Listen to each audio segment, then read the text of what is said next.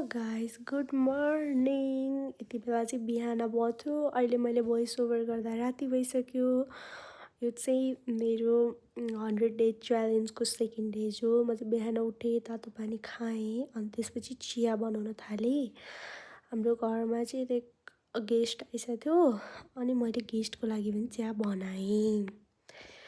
त्यसपछि चिया बनाएँ, अनि चिया बनाउँदैछु। अनि त्यसपछिबाट चिया हाल्न लागेँ। अनि त्यो पिङ्क कलरको कप चाहिँ मेरो हो कि लाइक, अनि मैले दादालाई र गेस्टलाई चाहिँ त्यो कपमा हालिदिएँ, अनि आफूलाई चाहिँ त्यो कपमा हालेँ कि अलि धेरै जान्छ भनेर। अनि यो कुकिज पनि हालिदिएँ। त्यसपछि दादाले मलाई चाहिँ भुजा मात्रै बनाऊ, दहीसँग खाने भन्छ थियो। सो मैले चाहिँ भुजा बनाएँ, अनि अन्डा बनाएँ, अनि दही अलि सन्चो थिएन रहेछ, सो दही र खाना खाने भन्छु। अनि खानामा चाहिँ फेरि मलाई चाहिँ भुजामा चाहिँ यो घिउ हालेन भने मलाई त कस्तो मिठै लाग्दैन कि, टेस्टै नआएको, त्यो टेस्टलेस जस्तो लाग्छ। खाना खाएको भिडियो चाहिँ फिल्म गर्न भुलेछु, किनभने एकदमै बिगिनर्स हो म यो वर्ल्डमा, लाइक यो ब्लगिङवाला इरामा। अनि त्यही भएर भुल्छु के। अनि त्यसपछि सिधा भाँडा बाँध्ने बेलामा चाहिँ याद आयो भाँडा माझेको चाहिँ भिडियो गराउँछु भनेर। अनि त्यसपछि भिडियो बनाएँ। यहाँ हेर्दा यति छिटो छिटो गरेको देखेछ। लिटरली मलाई आधी घन्टा लागेको थियो होला त्यो भाँडा बाँध्न। आधी घन्टा होइन, 15-20 मिनट चाहिँ लागेको थियो। कति धेरै थियो कि, बिहान चिया खाएदेखिको भाँडासाँडा। अनि त्यो चटनी बनाएको थिएँ, त्यसमा चाहिँ त्यो चटनीको पनि भिडियो फिल्म गर्न भुलेँ। अनि माई गड, यहीँ त यति धेरै टाइम देखिरहेको कि यो 10x मा हालेको हो मैले खासमा, तर पनि यस्तो धेरै टाइम लाग्यो हो।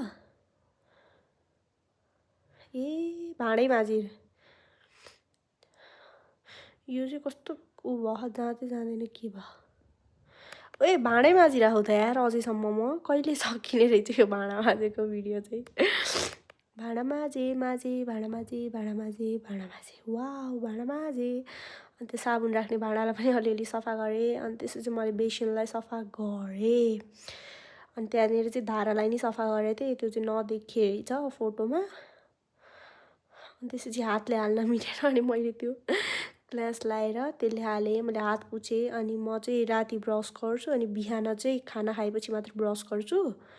अरू बेलामा ड्युटी जानुभन्दा अगाडि त्यति बेलातिर ब्रस गरेँ मैले। त्यही हो, टङ क्लिन गरेँ, ब्रस गरेँ, फ्रेस भएँ। अनि दिउँसो चाहिँ म चटपटे खाने क्रेभिङ्स भयो कि, लाइक रुममा बसेर फोन हेरिरहेको थिएँ।